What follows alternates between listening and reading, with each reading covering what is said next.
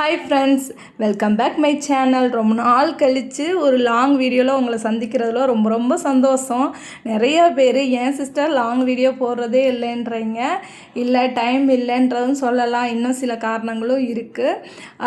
ஒன்றும் இல்லைங்க, இன்றைக்கி கர்நாடகா, தமிழ்நாடு, கேரளான்னு சொல்லி 3 ஸ்டேட்டு ஒன்றா சேர்ந்து ஒன்றா சமைச்சு இல்லை அவங்கவுங்க வீட்டில் சமைச்சு மொத்தமாக சாப்பிட்லான்னு சொல்லி பிளான் பண்ணியிருந்தோம்.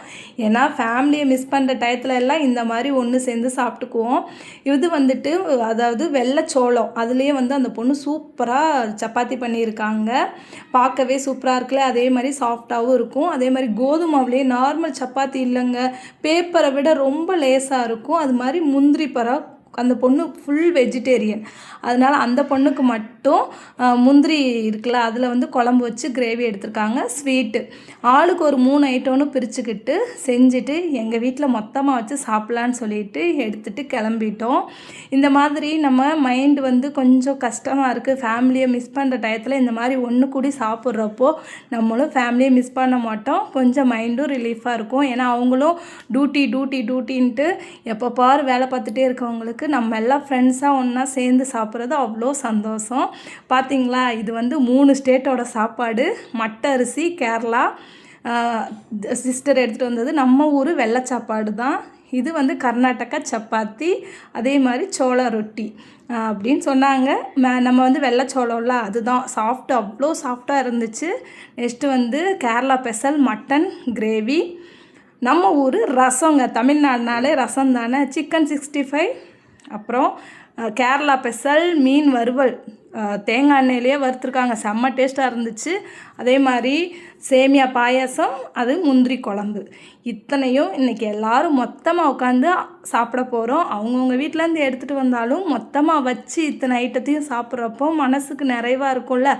அதனால தான் அப்படியே பேசிக்கிட்டே எல்லோரும் ஒன்றா உட்காந்து சாப்பிடுவோம். இது கிட்டத்தட்ட நான் டெல்லிக்கு 8 வருஷமாச்சு. இதில் மெயினாக இந்த ஒரு பழக்கத்தை பழகுனா எங்கள் முருகேஸ்வரி அக்காவை நான் ரொம்ப ரொம்ப மிஸ் பண்ணுறேன். அவங்க ஃபேமிலி எல்லோரும் தான் இதை எங்களுக்கு கற்றே கொடுத்தாங்க. நம்ம ஃபேமிலியை மிஸ் பண்ணாமல் இருக்கணும்னா இந்த மாதிரி ஃப்ரெண்ட்ஸுக கூட ஃபேமிலியாக ஆகி இந்த மாதிரி சாப்பிட்றப்போ உண்மையிலேயே மைண்ட் அவ்வளோ ரிலீஃபாக இருக்கும். ஏன்னா டெல்லியில் இருக்கோம், டக்குன்னு 6 மாதத்துக்கு ஒரு வாட்டி தான் ஊர் பக்கமே போவோம். ஃபேமிலியாக சாப்பிட்டுட்டு இப்படி தனியாக இருக்கிறப்போ இந்த மாதிரி ஒன்று சேர்ந்து ஒரு மாதத்துக்கு ஒரு வாட்டியாச்சும் சாப்பிட்றப்போ நமக்கும் மைண்ட் அவ்வளோ ரிலீஃப் ஆயிரும்.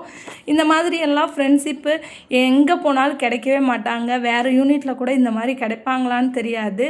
உண்மையிலேயே இதை எனக்கு கற்றுக் கொடுத்த அந்த ஃபேமிலியை நான் ரொம்ப மிஸ் பண்ணேன் இந்த இடத்துல.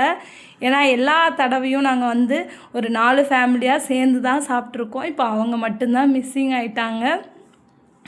அது மாதிரி ஃபஸ்ட்டு எல்லோரும் சப்பாத்தி, சிக்கன் 65ன்ட்டு அந்த வரிசையாக உட்காந்து எப்பயுமே வாழை இலையில் சாப்பிடுவோம். இப்போ அந்த பனி முடிஞ்சதுனால வாழை இலையும் கிடைக்கல. அதனால் எல்லோரும் தட்டிலே உட்காந்து சாப்பிட ஆரம்பித்தாச்சு. சூப்பராக என்ஜாய் பண்ணோம் இன்றைக்கான சண்டேவை. ஏன்னா கொஞ்சம் கொஞ்சம் சாப்பிட்டாலும் வயிறும் நல்லாவே நிறைஞ்சிரும். ஏன்னா சில விஷயங்கள் பேசிக்கிட்டு அப்படியே ஷேர் பண்ணிக்கிட்டு அப்படி சாப்பிடுவோம். சண்டேனா நான்வெஜ் எடுக்கிறோம், எல்லா ஐட்டமுமே இருந்துச்சுங்க.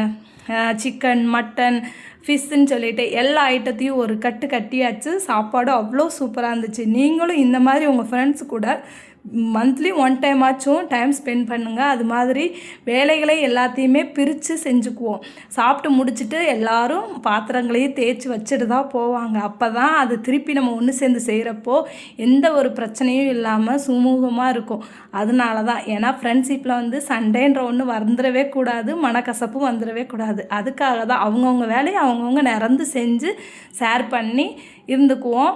அதே மாதிரி பேட் இதுகெல்லாம் வாங்கினோன்னு சொல்லி அதெல்லாம் காமிச்சு அப்படியே ஜாலியாக பேசிட்டு இன்றைக்கான சண்டே ரொம்பவே சூப்பராக இருந்துச்சு. நீங்கள் உங்கள் ஃப்ரெண்டு கூட எப்படியெல்லாம் என்ஜாய் பண்ணுவீங்கன்னு மறக்காமல் கமெண்டில் சொல்லிட்டு போங்க.